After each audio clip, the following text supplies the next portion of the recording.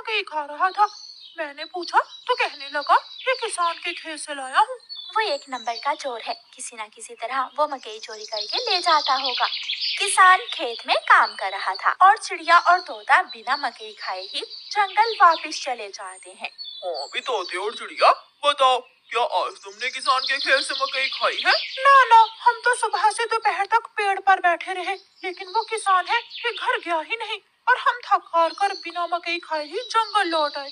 मैं तो जा रहा हूँ, पेट भर मकई खाऊंगा भी और अपने साथ भी लेकर आऊंगा।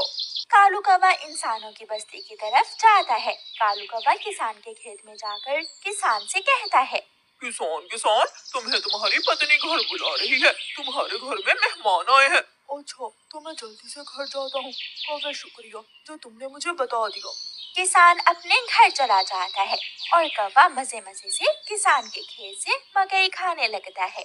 नहीं, मैंने तो आपको नहीं बुलाया। क्या मेहमान नहीं आए थे? तो फिर उस काले कौवे ने मुझसे झूठ क्यों बोला? कौवा झूठा है, मैंने तो उसे नहीं भेजा। कौवा पेट भरकर मकई खाता है और कुछ मकई अपने साथ लेकर वापस जंगल लौट जाता है। कौवे कौवे, एक मकई का भुट्टा मुझे भी दे दो। ना, मैं तो मकई का भुट्टा किसी को नहीं दूंगा, बहुत मुश्किल से लाया हूँ मैं। कौवा चिड़िया के सामने बैठकर मकई का भुट्टा खा रहा था और चिड़िया के मुंह में पानी आ रहा था।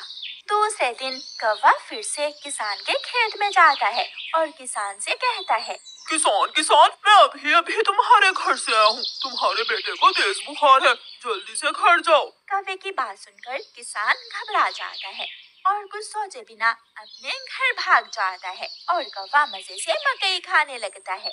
कहाँ है मेरा मुन्ना? मुन्ना तो बाहर खेलने गया हुआ है। क्या मेरा मुन्ना ठीक है?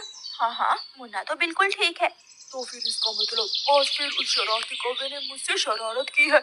उसने मुझसे कहा कि मेरे मुन्ने को बुखार है, मैं जल्दी घर जाऊं।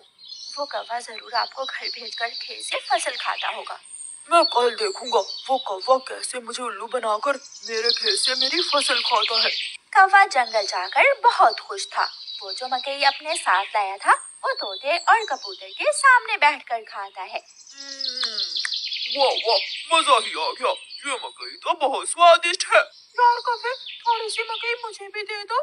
हाँ ठीक है, अगर तुम मेरे घर का काम कर दो तो मैं तुम्हें भी मकई दे सकता हूँ। मैं भी करूँगा, मैं भी कभी आपके घर का सारा काम करूँगा, मुझे भी मकई दे देना। ठीक है, तो फिर जल्दी से मेरे साथ आ जाओ। कौवा कबूतर और तोते को अपने घर ले जाता है। तोते, तुम जल्दी से मेरे घर की सफाई सुथराई कर दो और कबूतर तुम जल्दी से मेरे सारे बर्तन धो दो, फिर मैं तुम दोनों को मकई दूंगा।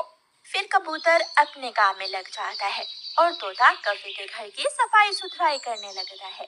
दोनों अपना अपना काम खत्म कर देते हैं। कौवे, मैंने काम कर दिया है, अब मुझे मकई दे दो। मैंने भी काम कर लिया है, मुझे भी मकई दो। कौन सी मकई? चलो भाग जाओ यहाँ से तुम दोनों, मैं तुम्हें कुछ नहीं देने वाला।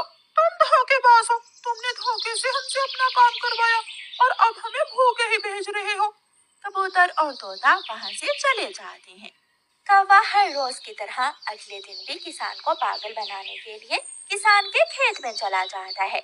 कौवा किसान के पास जाता है और किसान से कहता है, किसान, मैं अभी देख कर आया हूँ, तुम्हारी गाय जंगल की तरफ जा रही है, शायद उसकी रस्सी टूट गई होगी। मेरी गाय को तो शेर खा जाएगा। कौवे, मैं जल्दी से जाकर अपनी गाय को बचाता हूँ। किसान वहाँ से जाता है, लेकिन आज किसान थोड़ी दूर जाकर पेड़ के पीछे छुप जाता है। कौवा किसान के खेत में जाकर मकई खाने लगता है। तो ये कौवे का बच्चा इसलिए मुझे हर रोज किसी न किसी तरह खेत से भेज देता है।